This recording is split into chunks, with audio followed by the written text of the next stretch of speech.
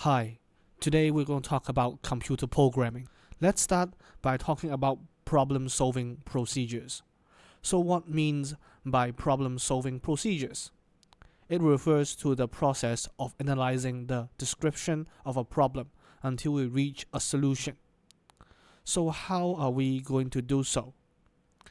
To solve problems systematically, it requires us to develop a series of intermediate steps to find the solution. By breaking the problem into smaller and more manageable modules, it makes it easier for us to trace mistakes, as solving smaller modules is easier than solving the bigger ones. The chance of finding the best solution is greatly improved. One of the strategies we are using when we're trying to solve a problem systematically is called divide and conquer. Through using this strategy, the problem is broken into smaller subproblems, with each module being solved individually. To make things easier for you to understand, let's look at Activity 1 together. Peter is asking to design a system for keeping his classmates' contact details. To make the problem easier to be managed, he needs to identify some possible modules. In terms of editing a record, the system needs to be able to manage to carry out the following actions, including addition, deletion, and modification.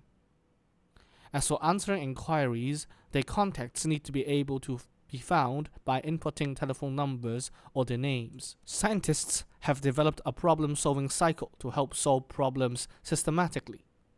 So what are the steps we need to go through in the cycle? We will first identify the problem. After identifying the problem, we should start analyzing it. Afterwards, we can start designing an algorithm and develop a solution. After the solution is developed, debugging should be carried out and the program should be tested. The final step of the cycle is to have it documented. However, we might need to go back to the previous step for amendments. Now, let's go through the first step of the problem-solving cycle, which is obtaining the precise definition of the problem. Having the problem clearly defined before we attempt to create a solution is very important in computer programming. Half the solution is already in our hands if we are able to clearly define the problem. There are a couple of questions that might be useful, such as, why do you think there is a problem? What, when, or where is it happening? And who do you believe is involved?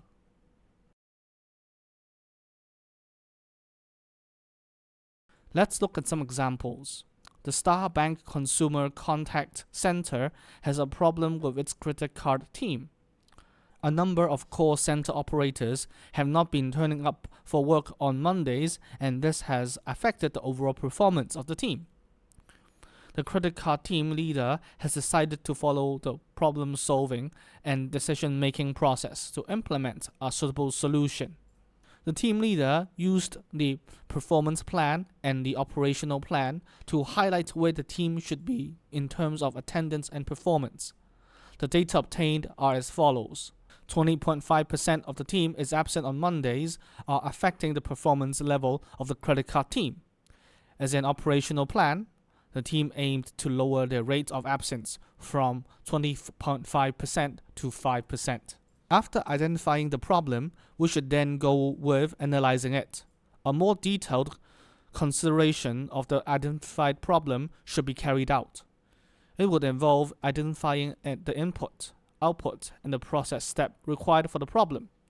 We should then draw an IPO chart that shows the input, output, and the processing steps for the problem, where I stands for input, P stands for the process, and O stands for output. Now it's time for another activity. In this activity, you are going to calculate the average height of students in a class. As shown in the video, a list is given to you to complete the IPO chart. Items in the list include calculating the average height of the student, the height of each student, read the height of each student, and count the total number of students. In the IPO chart, D, read the height of each student, and C, the height of each student, should be classified as input, while E, count the total number of students, and A, calculating the average height, should be put in the box named process. After having the input going through the process, output B, the average height of the students, will be calculated. In the next activity, we're going to fill in the blanks in the IPO chart to complete the specification for cooking instant noodles module. In the section for input, we need to consider the ingredients in making a bowl of instant noodles. For example, uncooked instant noodles, soup powder, and boiling water. For the process, we need to consider the step we need to take to make a bowl of instant noodles. For example, we need to add the noodles into boiling water and cook it. After that, we need to remove the noodles from the heat.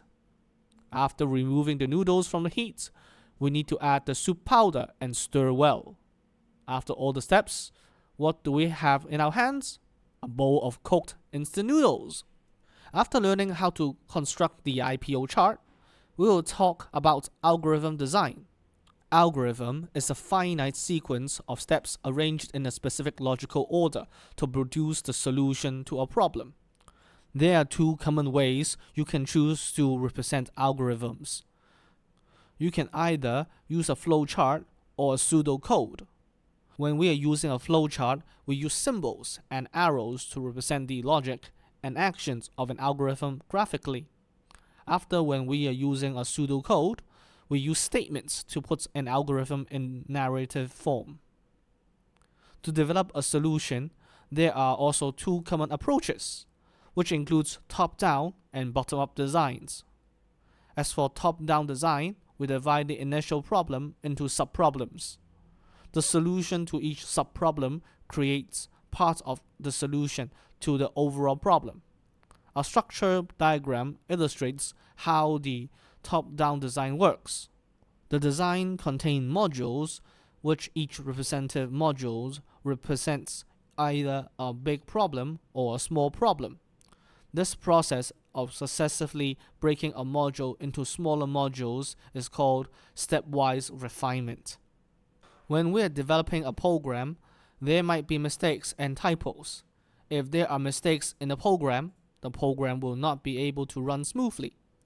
With a process called debugging, we are trying to find out where the errors are and correct them.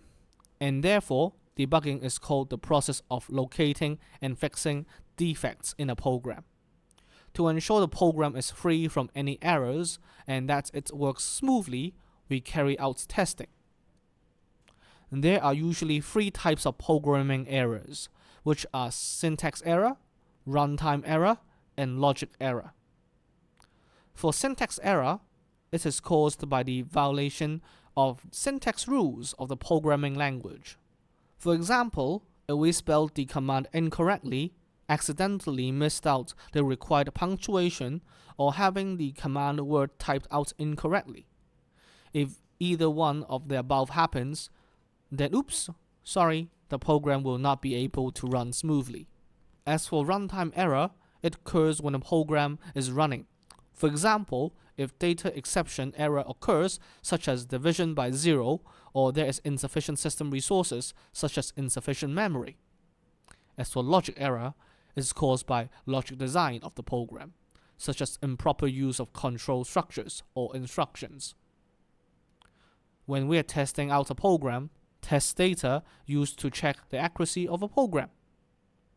There are two types of test data, which includes valid test data that is used to show whether the program design is correct or not, and invalid data, which are used to test whether the program can handle improper entries. For example, if we are carrying out a test which input calls exam marks, the highest mark you can get is 100, and the lowest you can get is 0. A boundary test is carried out using 0 and 100. As your marks can neither go up above 100 or below 0, test data that is above 100 or below 0 is called invalid data. You can try entering 101 or -80 to test whether the program can handle improper entries. This is the end of the video. Thank you for watching. Please give us a like and subscribe to our channel. Click on the tab to watch the next part of the video series.